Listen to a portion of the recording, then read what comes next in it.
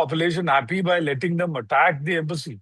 And embassy I'll let you soldiers are now complete your shooting point. at. I'll come back to you. Give me a minute. I have Ariel Wittman. She's the op-ed editor and senior reporter at Globes joining me. Ariel, the entire scenario, I'd like to begin with your perspective on it. Well, I'll give my perspective just over the past 24 hours from my experience. We woke up yesterday with sirens. I have three little kids, and we were expecting this to happen, but it's been very, once something actually happens, you feel it. It's different than the 12-day war that happened in the past, just because it's not Israel alone. There was a sense over the past 2, 3 years that Israel was all by itself in the world. We didn't have friends. Everyone was criticizing us. And now I think our stand in the region is as the superpower of the region, of the a regional superpower, and also someone who America can rely on. So yesterday, I was speaking to people in the Israeli Air Force, and they are extremely proud of what they did. This is yesterday was the largest sortie in the history of the Israeli Air Force. Over 200 planes, 500 bombs dropped on one sortie, and they're still going back and forth dropping bombs in Iran. We're sure we killed the Ayatollah, which Israel did, not the United States, which is an amazing feat. At the same time, Israeli citizens are. I've been in the shelter, I would assume about 50 times back and forth with the kids. We don't have a shelter in our house because I live in an older building, so we have to go down to the basement, which is 5 floors down by stairs. So it's a good workout. We've had a bomb fall very close to us in a park here, a ballistic missile, but thank God no one was killed. Last night in Tel Aviv, an entire building block was pretty much destroyed, but I think only one person died, a woman. I don't have all the details about her yet, but it's really amazing that everyone was scared like crazy about Iran, and within 12 days, and now within one day, we've taken out their entire upper echelon of the entire military government infrastructure. Their supreme leader is dead. They look bewildered. They're shooting missiles at all of their neighbors, which seems to be a giant mistake. Everybody's now, together against them, so they're all alone. And looking back on October 7th, by the way, when October 7th happened, I remember speaking to one of our top political people in the Israeli cabinet, and they were very depressed. And they said, now we're going to have to fight in Gaza, and Hezbollah is going to join. We'll have to fight in Lebanon. And meanwhile, Iran will be just running towards the bomb because we won't have time to work with them. And the exact opposite happened. Hamas has been pretty much taken out. Hezbollah is too scared at this point to join Iran in their attack to save Iran. The Houthis seem to not want to join at this point, at least. And Iran is all by itself. Their nuclear program destroyed, their political leadership taken out. It's an amazing turn of events, and 3 years is nothing in historical terms. So it's tough going back and forth to the bomb shelter, but, in the big picture, it's amazing. Ariel, my producers have just briefed me that, of course, you were at the bomb shelter, and I was coming to that. The situation is grim, and we do eventually, Ariel, the solution.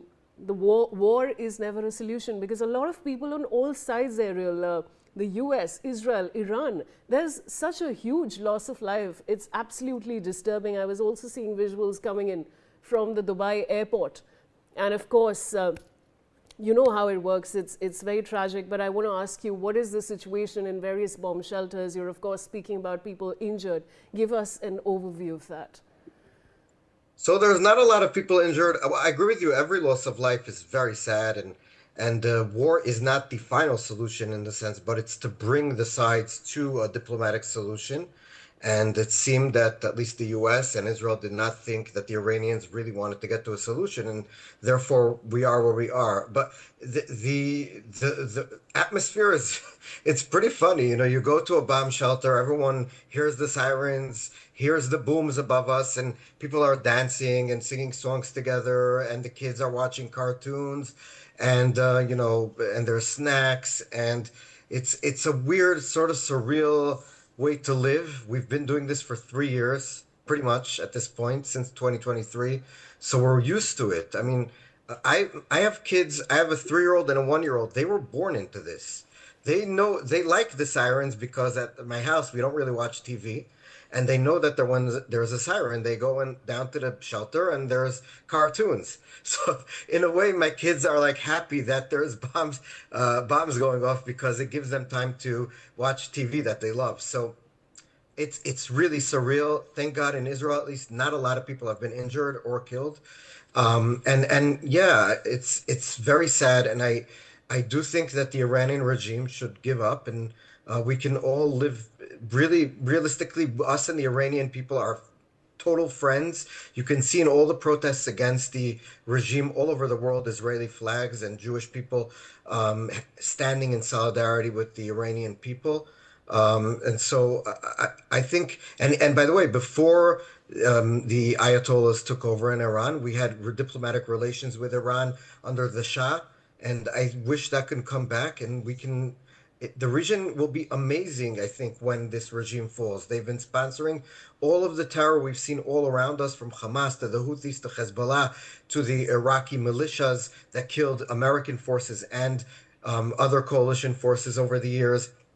They have, in your neck of the woods with Pakistan, they've always been friendly with them and helping them do things that aren't pretty nefarious. So I think the world will benefit when this is over and the regime is either totally toppled or weakened very much. And like as you say, I pray to God that it'll finish as soon as possible. You know, Ariel, as a journalist, you are also a journalist like me, and just seeing the whole thing, reporting is one aspect, but the humanitarian aspect, which isn't coming out, is really something to be concerned about. Now, my question to you is that, and I'm very glad, Ariel, that you've shared this dichotomy, really, of, kids still watching cartoons in that scenario. How unfortunate that, your children, like you said, are born into such a tense scenario. I can't even imagine what it is to go through with that. But I also want to ask you, the way Trump is handling the situation, the way US has come out full force. How do you feel about that? And while Khamenei is dead, I mean, how do Iranians feel about it? I don't know. We've seen.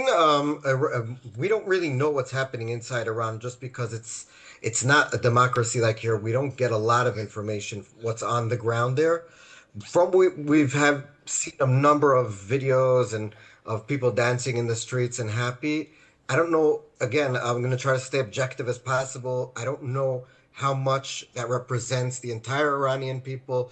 I hope it represents a lot. In terms of President Trump is an interesting case because every time he gives a deadline, the last deadline he gave in the 12-day war, this deadline he gave for them to come to the deal, other deadlines he's given to Hamas, to other people, other groups, people always assume that he's joking or that he's not really going to follow through.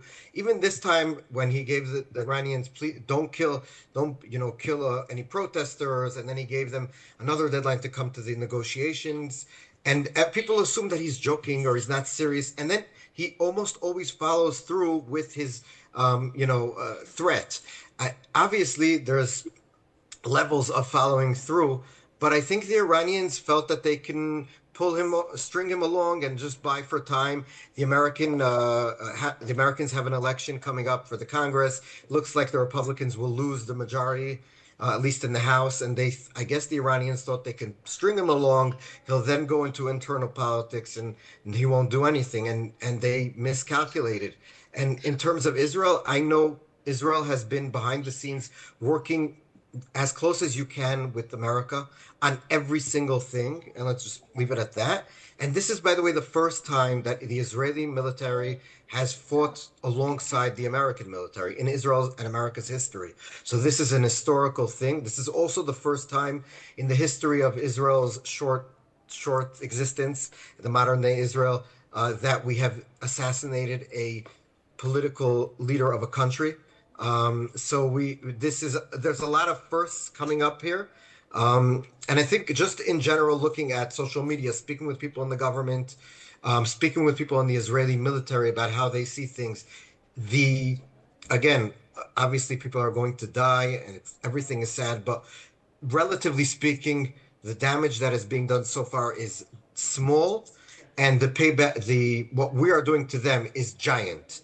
And so the thought is that we need to continue until we bring them to where we want to bring them, which is to either be totally decapitated or so severely hurt that they will never think of doing anything to us again. Ariel, in the midst of all of this, thank you so much for joining me, and please stay safe. And now joining me is Yaakov.